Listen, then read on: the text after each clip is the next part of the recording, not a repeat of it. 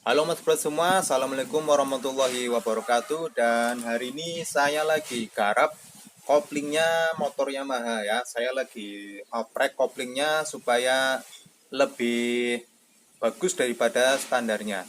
Nah sekalian juga nih saya mau berbagi tips untuk kampas kopling yang bagus untuk motor-motor Yamaha, yaitu Jupiter MX Vision L15, Sabre, dan Yamaha Bison. Nah ini mesinnya ya yang lagi saya bongkar. Oke, kita mulai.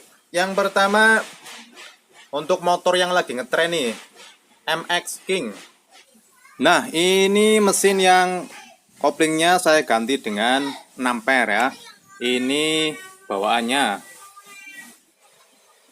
Nah untuk MX King, kampas koplingnya itu sama dengan motor Vision Advance, kemudian R15 V2, Yamaha Sabre, dan Yamaha Bison. Itu kampas koplingnya. Dimensi ukurannya itu sama.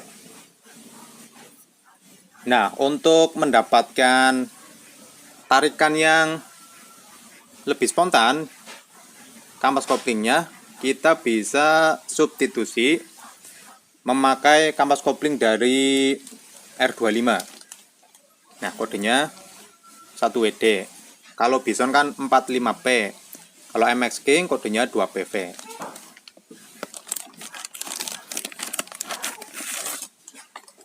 Nah, kita lihat ini copotan MX King dan ini R25. Ukurannya itu sama ya, dimensinya.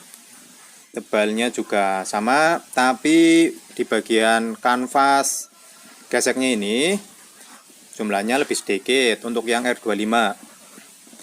Kalau R25 jumlahnya ada 40.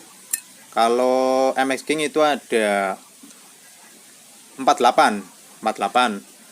Tetapi justru ini malah lebih menggigit.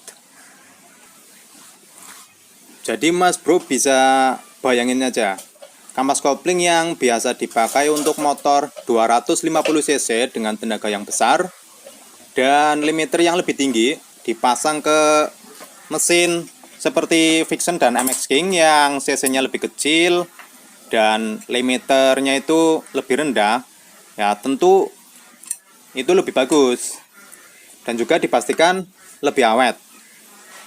Jadi kampas kopling R25 ini bisa untuk MX King, Vision Advance, kemudian R15 V2, Sabre, dan Yamaha Bison.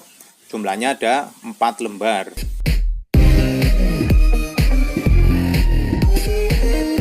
Kemudian ada yang lebih bagus lagi, yaitu pakai kampas kopling Kawasaki Ninja 2 tak.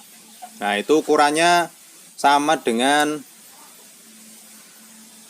Vision Advance, MX King, Sabre, L15 V2, Bison itu sama ukurannya. Nah kelebihan kampas kopling dari Kawasaki Ninja 2 tak itu karena dia lebih bagus, lebih kuat, umur pakainya lebih panjang. Karena kampas kopling untuk motor 2 tak dituntut bekerja lebih berat. Makanya ketika dipakai untuk motor 4 tak itu pasti lebih kuat dan lebih awet. Dan untuk akselerasi jelas lebih bagus daripada standarnya. Kemudian ada lagi bisa pakai milik Yamaha Scorpio. Tapi Yamaha Scorpio itu kampas koplingnya sedikit lebih kecil ya. Tapi yang saya rasakan itu yang paling bagus itu dari R25 atau Ninja 2 tak. Ya memang harganya lebih mahal, tapi memang untuk mesin yang sudah tune up, sudah oprek atau bore up, itu pasti gejala slip kopling itu tidak ada. Kemudian untuk Vision Lightning itu sama dengan Jupiter MX New atau yang 5 speed. Nah itu kampas koplingnya bisa pakai punya GL ya, GL 100 atau GL Pro Nah, itu bisa pakai dari Honda. Kemudian untuk generasi MX lama, MX Old yang tahun 2009 ke bawah, kampas koplingnya yang seperti ini ya, yang jumlah kakinya itu banyak, itu bisa pakai punya Karisma. Nah, kampas kopling Karisma itu dia kalau yang ori bahannya itu bagus dan awet, itu kuat. Untuk akselerasi saya jamin pasti lebih bagus daripada kampas kopling bawaan MX ya. Kemudian ada kopling generasi ketiga, yaitu AC slipper clutch yang kampas koplingnya itu ada 3, yaitu sementara belum ada substitusinya, jadi pakai yang ori saja.